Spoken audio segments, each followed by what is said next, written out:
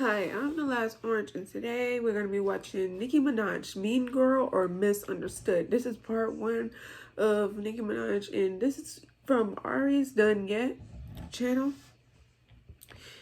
I love Nicki Minaj. I listen to her music so much, and yeah, I definitely recommend her.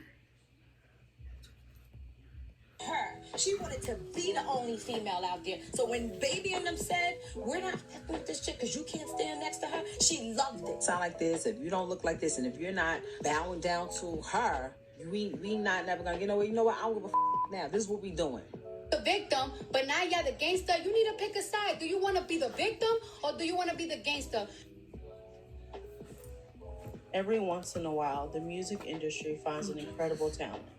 A fresh face that brings a different sound, a new look, and a new identity. On November 22nd, 2010, Onika Tanya Mirage did just that with her hit studio album, Pink Friday. This album would do numbers as it is still her most iconic piece of work to date. While her come up wasn't easy, Nicki always made sure to give her accolades to other female rappers. Among these women, Lil' Kim was the most popular. And while Nicki boasted about Kim in interviews, her music told a different story. That's because no one has had a stronger movement than she's had so far. So I commend, Lil' Kim, and I was paying homage to her, saying, I love Lil' Kim. You know what I'm saying? I'm gonna murder them, murder them. Any competition, I'm gonna murder them. Mommy, your ex and say I'm fake in Thailand. Murder them, murder them. Fuck, I come get the shit already. Murder them. To add fire to the flame, Nicki referenced Kim's most iconic photo for her mixtape cover. When asked about the decision to reference Kim for her mixtape cover, Nicki stated that it was a way to pay homage to Kim. She also added that the photo was meant to make a statement, out with the old and in with the new. Platform to speak and say, hey, out with the old and with the new. But regardless of the fact, Nicki and Kim would eventually meet in 2009 she be using a horrible backstage pictures at a Lil Wayne concert. But the beef wouldn't end here because both women had two different takes on how that night went. Concert, she performed with Keisha. She came into our dressing room. She went and used the bathroom and stuff. And I stopped her. I was like, I want to make sure everything is cool with us because I'm a fan first. Is everything good? Yeah, everything good. We good. Kidding me? It didn't go down like that. Come on, she's just somebody saying to me, we good? What? Gotta win her throat, snatch her larynx out. Kidding me? She's like, oh my goodness, we finally get to me. Around by this time, Lil' Kim's good friend and fashion designer Alexander McQueen passed away, in which Nicki Minaj took shots on one of her most iconic verses, Hello, Good Morning by P. Diddy. Nicki raps, I just came up in it a little bit self-centered, but did I kill a queen? Now Alexander McQueen got the wrist on blow.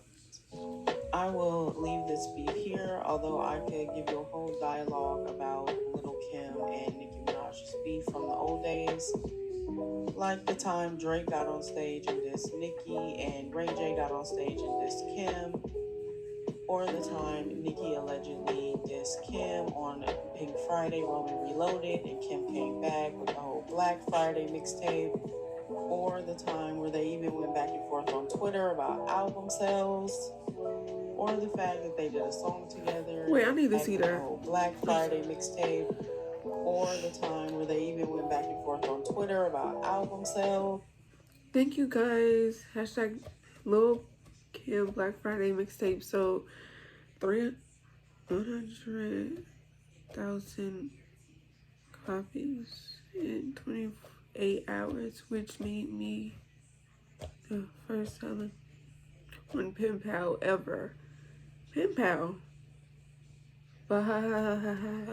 Lifeless, leaves on stretcher.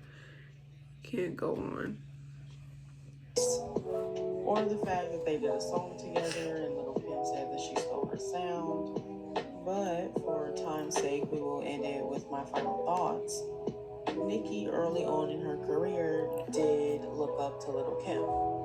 But she saw the perfect opportunity to diss Lil Kim on not one, not two, but three of her mixtapes. Beam Me Up Scotty, Sucker Free, and Playtime Is Over when Little Kim went to jail for a year over issues with Foxy Brown. And with the help of Big Fendi, her then manager, more on him later, she was able to do this. It is not unusual for artists to diss other artists in order to garner attention from one another. Rapper Keys even talked about this after she dissed Nicki Minaj to garner attention for her mixtape. I didn't intend to get a lot of buzz from dissing Nicki, but that's what happened. You're looking at Keys because I dissed the shit on Nicki, And back then, when Keys dissed her, Nicki was still on the come up herself. But by Keys dissing her, people paid attention because Nicki was the bigger artist. I created Nicki Minaj from zero. Zeros. Big Fendi is the man credited for making Nicki Minaj who she is today. Discovering her in 2006, Fendi would put Nicki in one of his On the Come Up DVDs. In the early 2000s, these DVDs would feature up-and-coming artists in which Big Fendi himself would either sign or manage. Fendi is also the man credited for changing Nicki's last name from Mirage to Minaj, in which he stated would be genius marketing strategies. I created Nicki Minaj from zero. Zero. Nicki Minaj had a MySpace. It was a fucking flyer page. I changed her page. I changed her name. I changed her image. Not only did Fendi launch Nicki's career, but he is also the man responsible for this photo. Fendi would later admit that he was trying to create the Little Kim era using Nicki Minaj. But he never got the chance once he introduced her to Deb Antony, a very popular manager back then, as she managed her son Waka Flocka and also Gucci Mane. Deb and Fendi would have a disagreement about how over-explicit he was trying to make Nicki. She took the picture, she squatted with the lollipop. Okay. I said to her, you are not Little Kim. Okay? You cannot, not to her, but I said to Fendi, you can't bring Kim back. He was obsessed with that kind of stuff. Nicki went out there, and then Debbie brainwashed her. Debbie got out there, Debbie got her little tactics. I guess Debbie hit her with the, Nicki Minaj. I don't know about that name. He's trying to take you in the wrong direction. Nobody could brainwash Nicki. The only thing that he's upset about is This lipstick I ain't wasn't it. letting her get on the cover does of her his style, child? DVD named Fat PU ... Nicki would eventually sign with Young Money while also being signed with Big Fendi. But after that contract ended, Nicki pretty much cut ties with Big Fendi and focused on her career. Nicki would have her lawyers contact Fendi to offer him a $15,000 finder's fee, in which he took but felt was too low as he is the one who discovered her. She prolonged the situation. Next thing you know, I get another phone call. She signed a Young Money. I'm like, how she got rid of Dirty Money off the contract? So she was like, that's when Safari, the little gay guy, the gay guy Safari. Come on.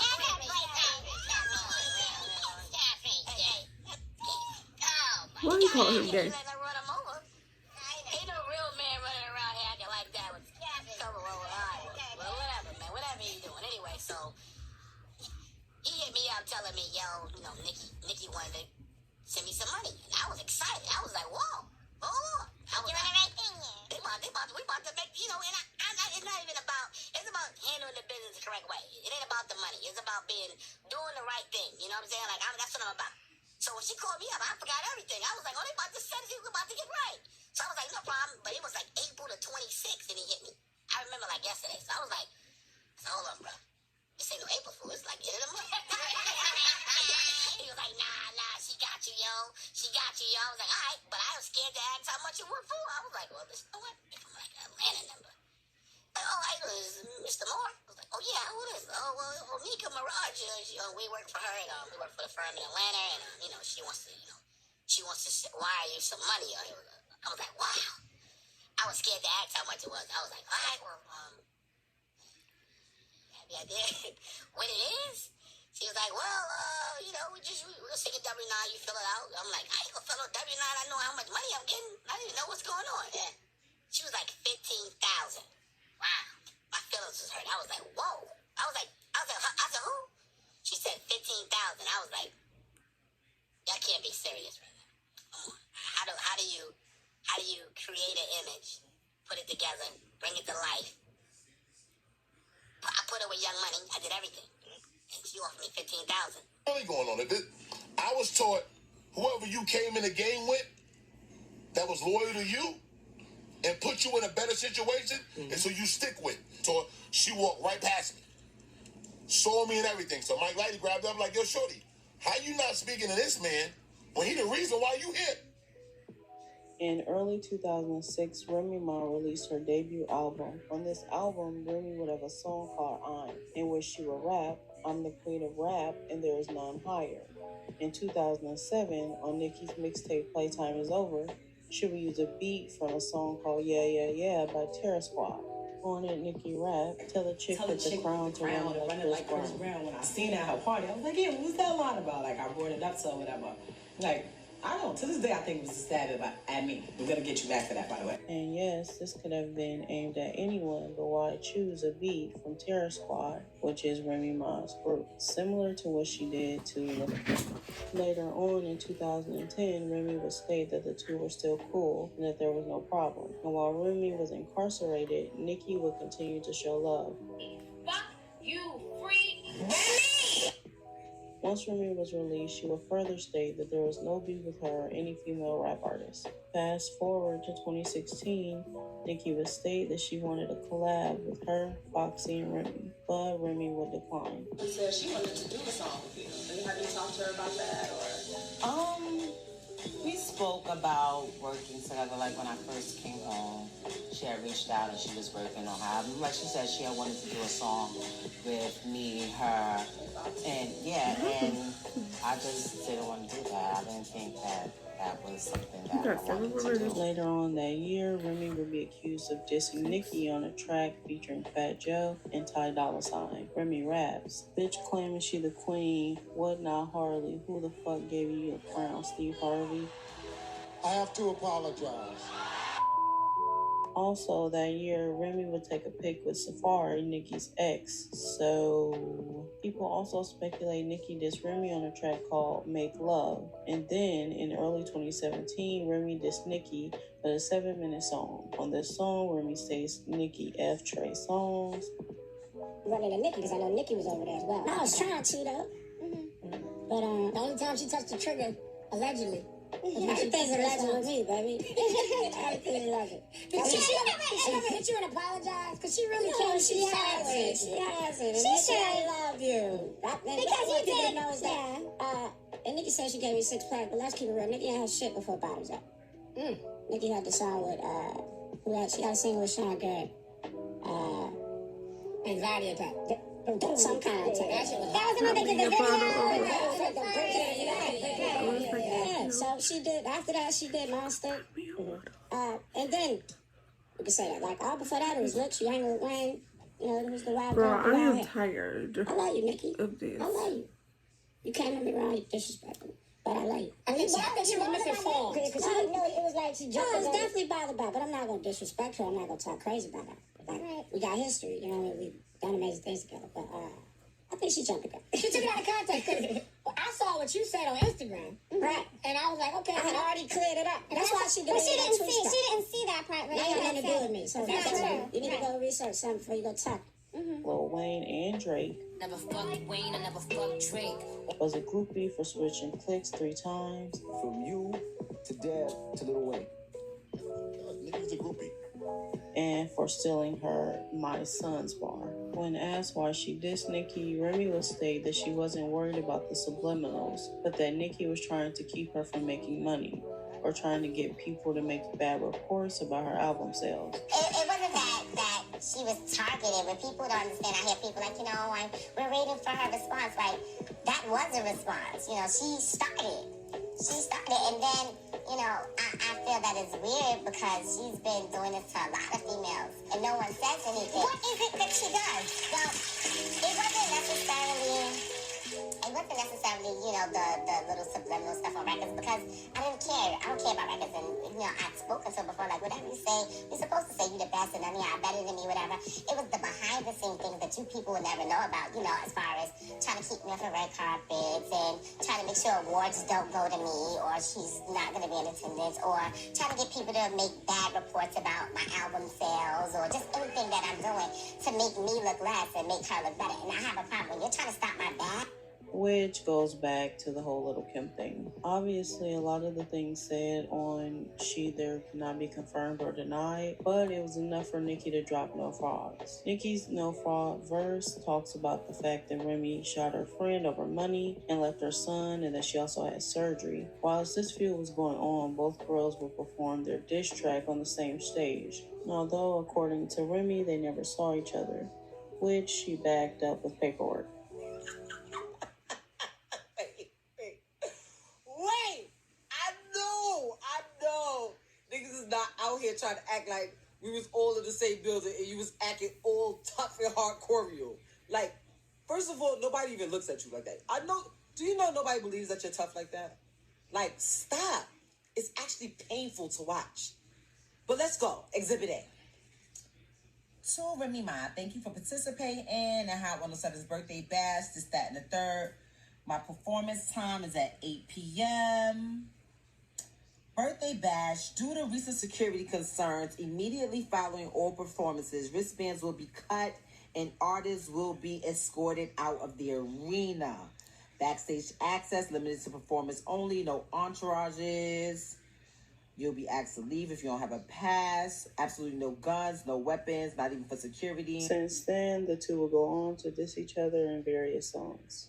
Feels about, because you did get engaged in a rap beef with Remy, like she made. I didn't engage in a rap beef.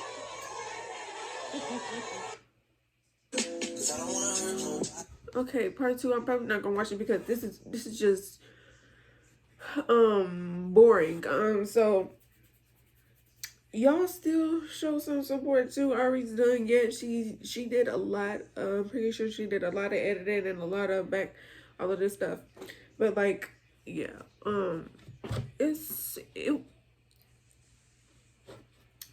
yeah, no comment. So this is not gonna make me not listen to Nicki Minaj. I'm still gonna listen to her.